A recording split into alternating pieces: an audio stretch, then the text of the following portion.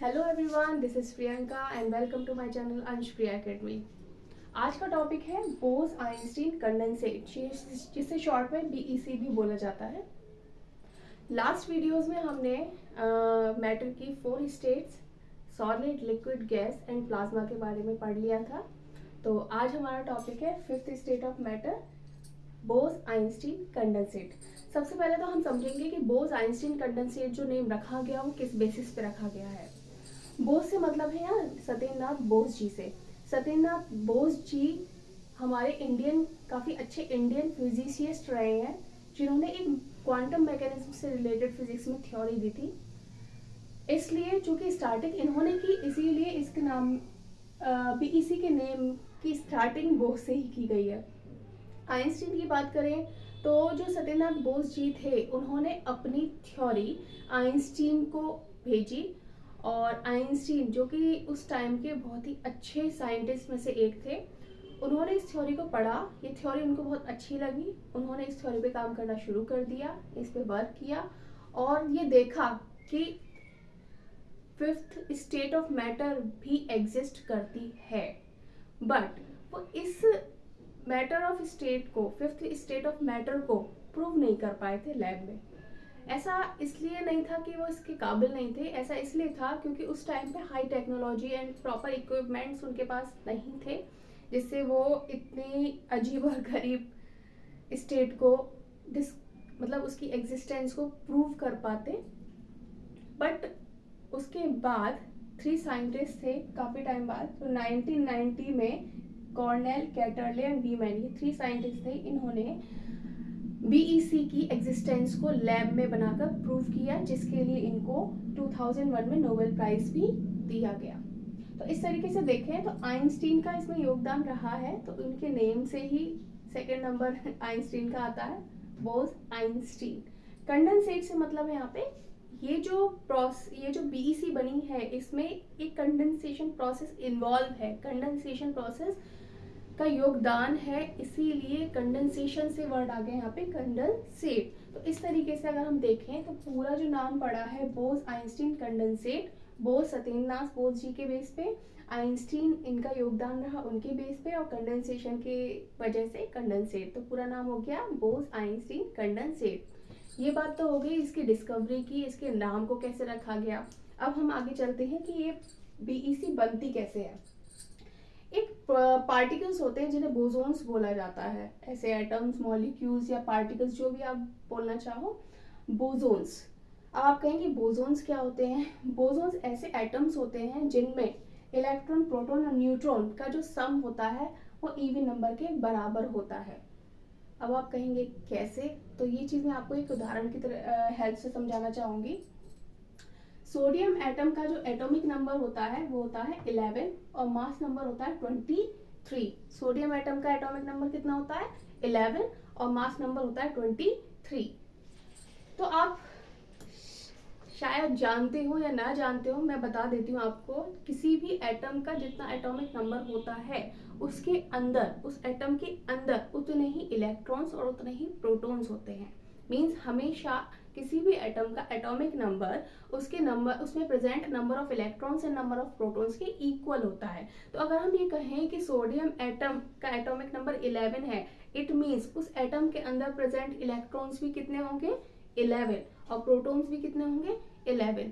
यहाँ पर हमें मतलब है इलेक्ट्रॉन्स से। तो सोडियम का एटॉमिक नंबर अगर 11 है तो उसके अंदर कितने इलेक्ट्रॉन्स होंगे 11 इलेक्ट्रॉन्स होंगे। प्रोटॉन्स भी कितने होंगे 11। मीन्स इलेक्ट्रॉन एंड प्रोटॉन दोनों कितने हो गए 11। अब न्यूट्रॉन की बात करते हैं। तीसरा पार्टिकल होता है न्यूट्रॉन। न्यूट्रॉन का कैलकुलेशन किया जाता है, उसका एक फॉर्मूला होता है mass number minus atomic number.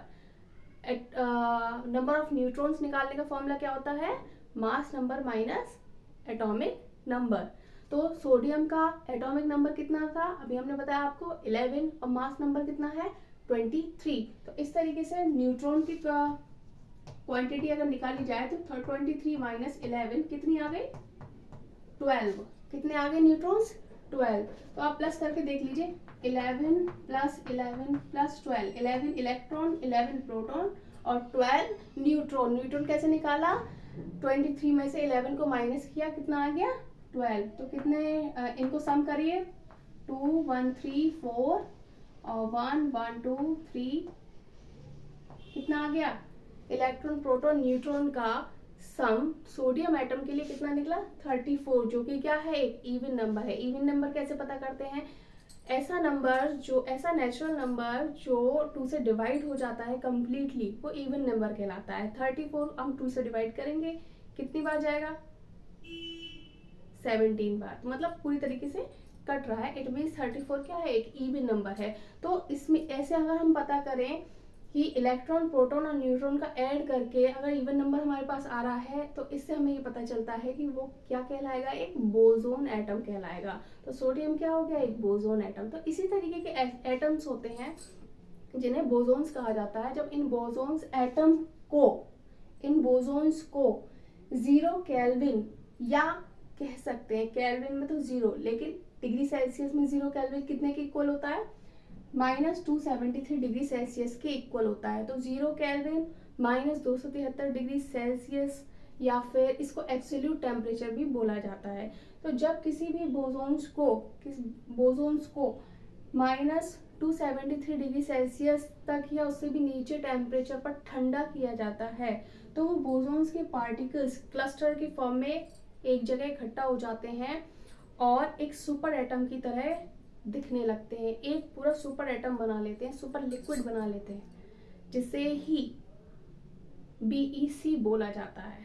ठीक है, तो जब बोसोन्स को एब्सोल्यूट टेम्परेचर पर मीन्स -273 डिग्री सेल्सियस टेम्परेचर तक ठंडा किया जाता है, उससे भी और ज़्यादा कम टेम्परेचर तक ठंडा किया जाता है, तो बोसोन्स के एटम्स जो हैं वो क्या कर जाते हैं, एक क्लस्टर बना लेते हैं। और क्लस्टर जब बन जाता है तो वो एक ऐसा दिखाई देते हैं जैसे कि वो क्लस्टर पूरा एक जगह इकट्ठा होके एक सुपर एटम की तरह दिखाई देने लगता है, जिसे ही बोला जाता है मैटर की 5th स्टेट, जिसका नाम है बोस-आइंस्टीन कंडेंसेट। अब इसी प्रोसेस को थोड़ा सा और डीपली समझने की कोशिश करेंगे कि ऐसा हुआ कैसे। यहाँ पर आप एक चीज देख रहे हो कि बोसोन्स के एटम्स नजदीक आके क्लस्टर बना रहे हैं। मतलब जब क्लस्टर बनता कब है, जब एटम्स नजदीक आएंगे। जैसे कि एक एग्जांपल दूं, कभी भी हमारे घरों में सीजन वगैरह आ जाती है तो कभी कभी चींटियां इकट्ठी हो जाती हैं एक जगह, अलग अलग हैं तो ठीक है, लेकिन जब इकट्ठी हो जाती है एक जगह, बहुत पास पास आ जाती हैं, तो हमें जब दूर से देखते हैं तो ऐसा लगता है जैसे कोई काला सा गुच्छा है कोई, और जब नजदीक जाके देखते हैं तो उसमें देखते हैं अरे ये तो इंडिविजुअल पूरी आंट है, चींटियां हैं, ये तो अलग अलग है, मूव कर रही है, लेकिन दूर से देखने में ऐसा लग रहा है जैसे कोई काला धब्बा सा हो। तो इसी तरीके से होता है कि बोसोन्स के एटम्स जब इनको बहुत कम टेम्परेचर -273 डिग्री सेल्सियस से भी कम टेम्परेचर पर ठंडा किया जाता है, तो उनके मॉलिक्यूल्स इतने पास पास आ जाते हैं कि वो एक क्लस्टर की फॉर्म में दिखने लगते हैं। मीन्स एक पूरा एटम सा दिखने लगता है, एक बड़ा सा एटम, जैसे सुपर एटम बोल रहे हैं, जैसे सुपर लिक्विड बोल रहे हैं। मीन्स गैस के बोसोन्स किस में बदल गए, लिक्विड में बदल गए। गैस का लिक्विड में बदलना ही क्या कहलाता है, गैस का लिक्विड में बदलना by the help of come temperature. जब हम किसी चीज को ठंडा करते हैं, मतलब किसी गैस को ठंडा करते हैं, तो वो गैस लिक्विड में बदल जाती है, तब इस प्रोसेस को बोला जाता है कंडेंसेशन। तो कंडेंसेशन क्या प्रोसेस है, कंडेंसेशन क्या प्रोसेस है, इसमें गैस से लिक्विड बनाई जाती है, कैसे करके, ठंडा करके। ठंडा करने का मतलब है टेम्परेचर कम करके।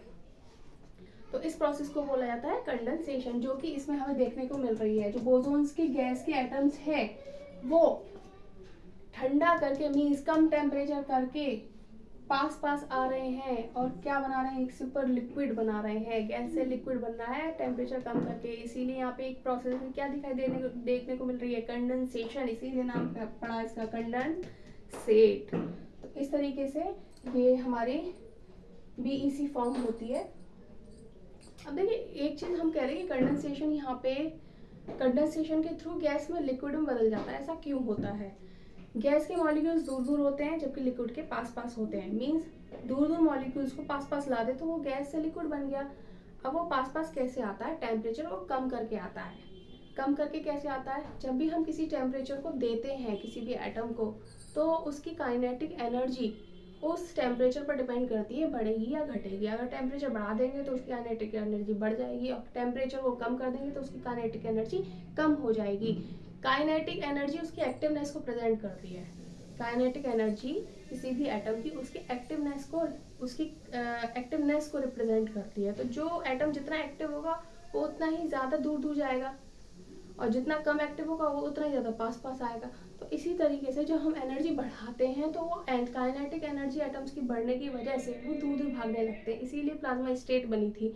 जबकि ठंडा करने पर क्या होता है, टेम्परेचर को कम करने पर उनकी एक्टिवनेस कम हो जाती है, जिसकी वजह से वो उनका फोर्स ऑफ अट्रैक्शन बढ़ जाता है और वो पास पास आ